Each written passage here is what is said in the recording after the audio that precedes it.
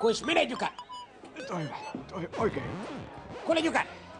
Rovaniemellä oli 2 mustalaispoikaa. He lukivat keltaista pörssiä. Toinen heistä, Valdo, sanoi Helgelle: kuule, siellä on Imatralla halvalla myynnissä lämminverivarsa. Hei kuule! No, Se on lämminverivarsa halvalla nyt 2 tonnia. missä?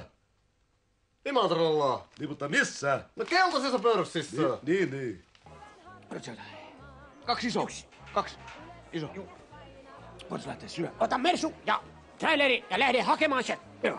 Kuule hei, ota raileri ja lähde hakemaan. Se on hirviä matka. No me autolla. Niin, autolla. Ei ole löpö. Laina naapurilta. Ai löpö. Eiku rahaa. Niin, rahaa.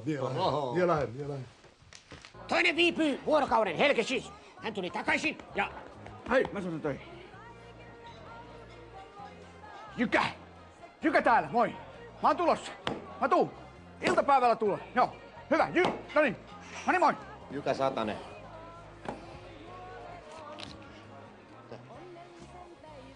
Noniin. No siis Helge tuli trailerin kanssa takaisin. Valdo kysyi Helgeltä: Saatko varsaa? Annatko heiniä ja pistätkö pilttuuseen? Opettele lukemaan. Se oli lämmin vesi varaaja. kuule Valdo, opettele sinä lukeen. Se oli lämmin vesi varaaja.